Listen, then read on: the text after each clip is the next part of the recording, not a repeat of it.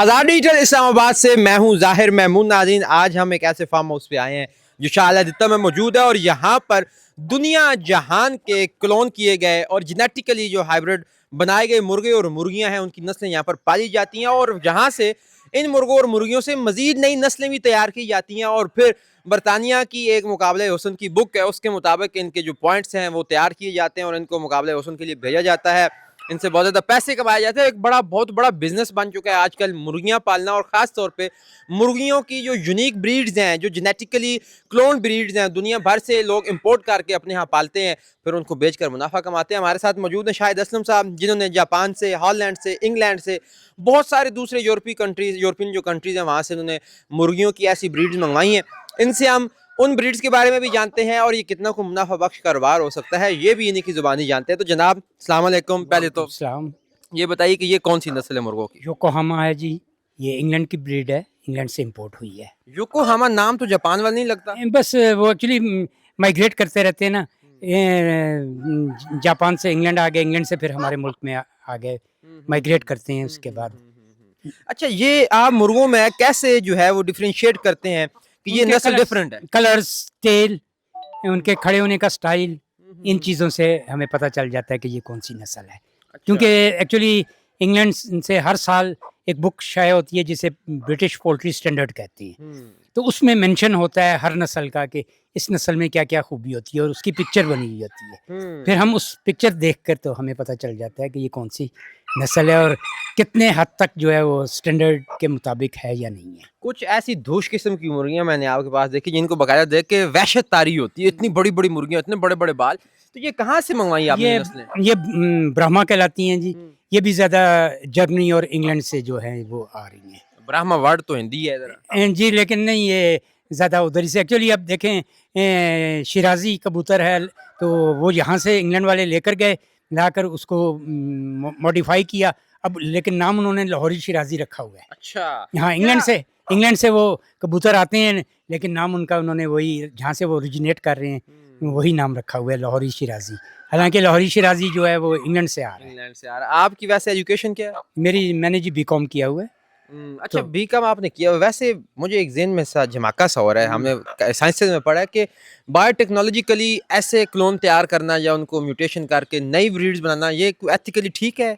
अच्छा है जी, ज़ाहिर बात है, नई नई वैराइटीज़ आती हैं, उसमें एक इंटरेस्ट भी पैदा होता है, नए नए कलर्स आते हैं, उससे बड़ी अट्रैक्शन पैदा होती है और आदमी को ज़रा एक खुशी सी होती है कि भाई इसको मिला के क्या क्या कलर्स आ रहे हैं, तो उन कलर्स की वजह से जो है ज़्यादा खूबसूरत लगने तो लगे। ये ज़्यादातर जो मुर्गों की नस्लें हैं जेनेटिकली कहाँ पर तैयार की जाती हैं? कहाँ पे उनको जो है वो नई एक नस्ल में बनाया जाता है? एक्चुअली पाकिस्तान में तो ये कम है, इंग्लैंड में, क्योंकि जेनेटिक्स में सबसे ज़्यादा एडवांस जो है वो इंग्लैंड ही है। तो इंग्लैंड में ही ज़्यादा, या फिर जर्मनी में, हॉलैंड में, इन मुल्कों में जो है ज़्यादा जेनेटिक्स पे काम हो रहा है।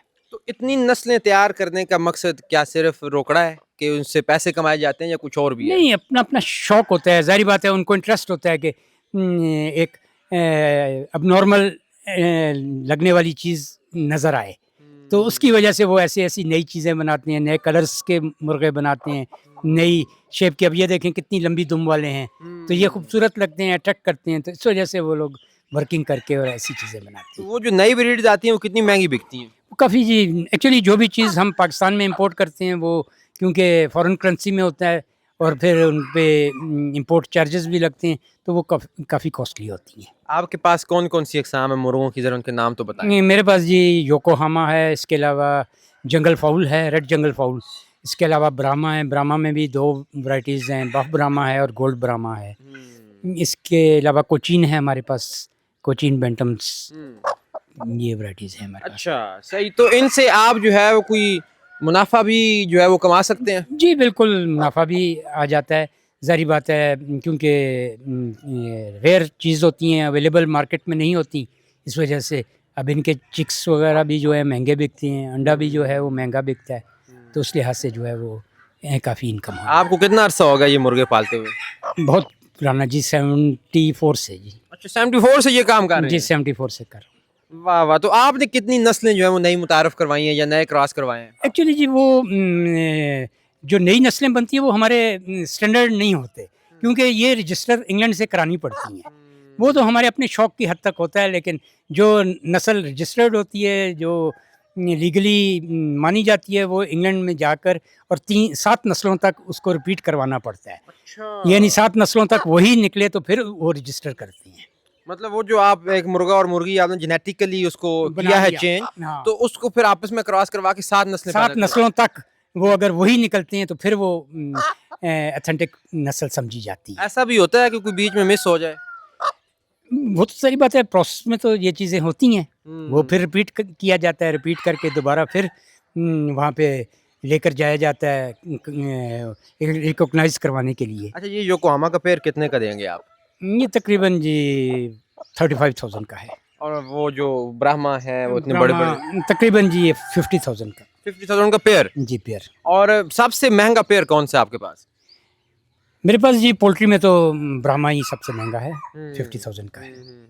तो आप कितने कुछ अरसे में ज्यादा से ज्यादा जो है, मतलब कौन सा मौसम है जिसमें ज्यादा से ज्यादा मुर्गे आप बेचते हैं? आजकल ही जी ये ब्रीडिंग का सीज़न है, तो शौकीन लोग ब्रीडिंग सीज़न में ही परचेज़ करना चाहते हैं, क्योंकि वो फ़ौरन ब्रीड भी ले लेती हैं। अच्छा, तो इसलिए यही मौसम जो है वो बेस्ट है ब्रीडिंग का भी और सेल का भी। मतलब हम कह सकते हैं जी। कि अगर नौजवान बेरोजगार हो रहे हैं तो वो ये अपना शौक पालें, हाँ जी। मुर्गे पालें, मुख्तलिफ नस्लें मंगवाएं जी। और इससे लाखों कमाएं। जी, बिल्कुल ऐसा हो सकता तो इतने आप कमा रहे हैं। है। जी, बस कोशिश हो रही है जी। आप फिक्र ना करें, इनकम टैक्स वाले नहीं आते हैं आपके पास। कोई पता नहीं होता जी, फ़ौरन पहुँच जाते हैं।